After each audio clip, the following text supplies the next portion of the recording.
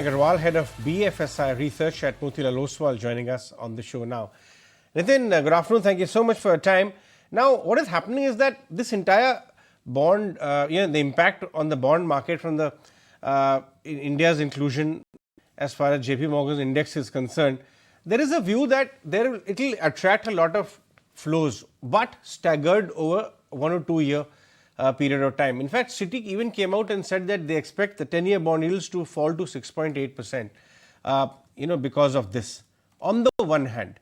On the other hand, global inflation is becoming stickier and, even the yields are actually getting much more elevated, putting pressure on our own, yields as well.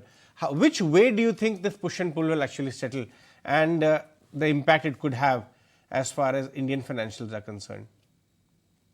Yeah, hi, good afternoon, and thanks for having me on the show.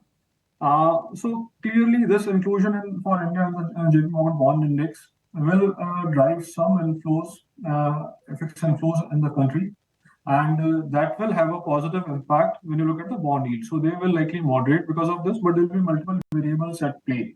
So you will see likely some decline in bond yields and ceteris paribus, and some appreciation will also follow through in the currency.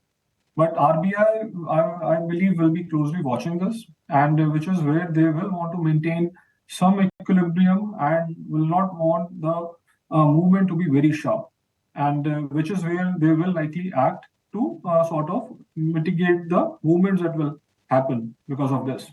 And which is where I think that the movement, while it will happen, it will still be fairly limited, and the overall impact on the financial market, therefore, won't be much, is what we think at Motilal.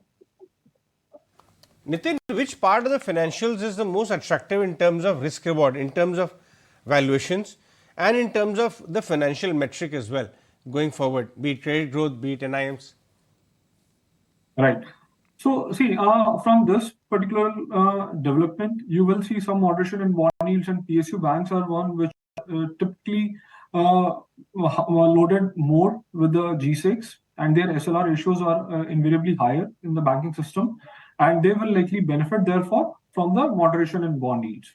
And alongside, of course, to assess the direction better, we will also have to watch out as to how the overall repo rate movements happen from there. Though our view is that we are pretty much done in terms of the hike in repo rates for now, but the reversal in the rate cycle, which can be either triggered by some easing at the global by the global central banks, or some moderation in either the inflation or slowdown.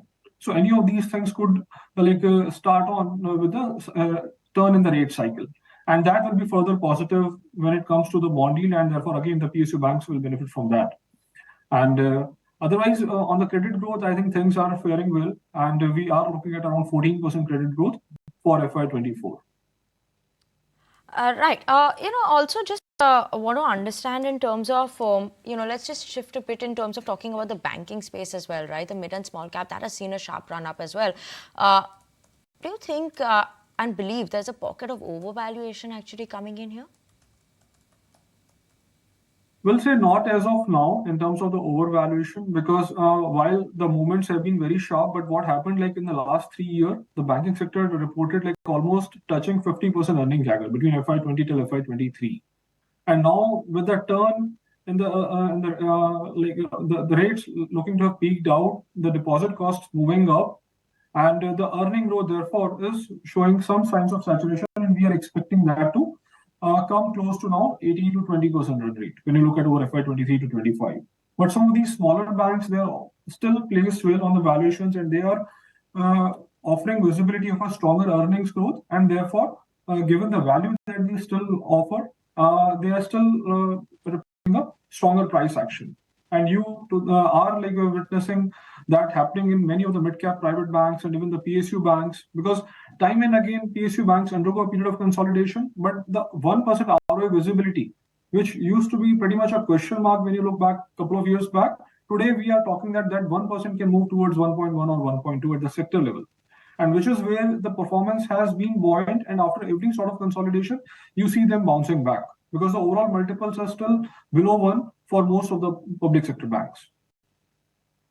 Nitin, let's shift focus also and talk about the NBFC side.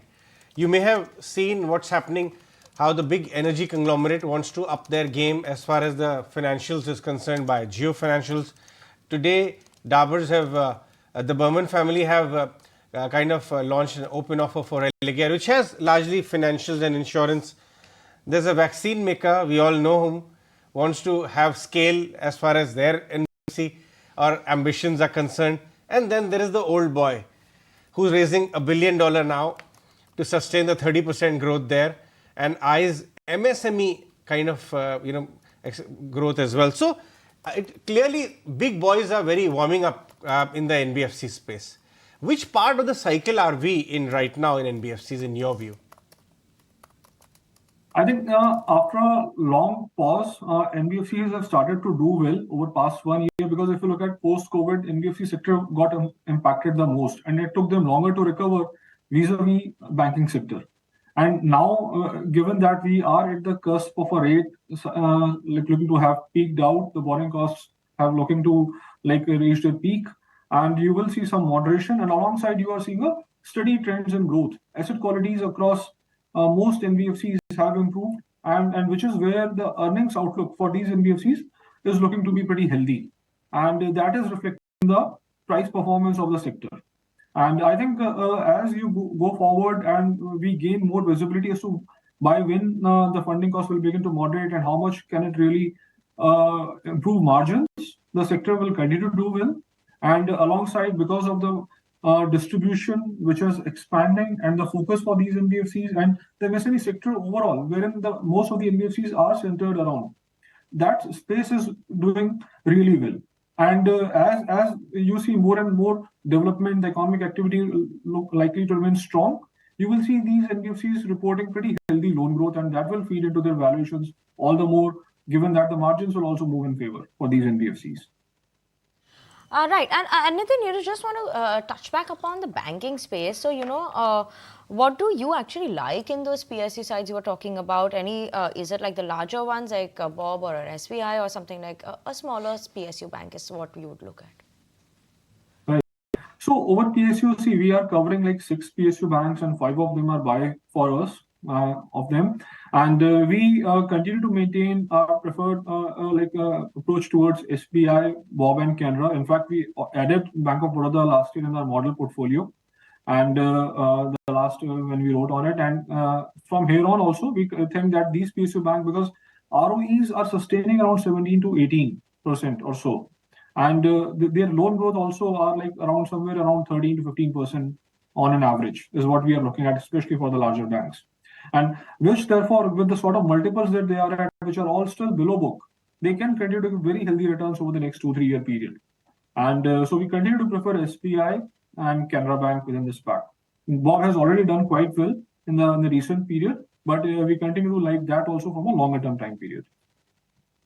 Right, Nitin, thank you so much for joining in with us this afternoon on ET Now, as well as giving us an understanding in terms of the impact of the bond inclusion. How do you see that moving, as well as banks and the rallies, and where do you see value coming in as well?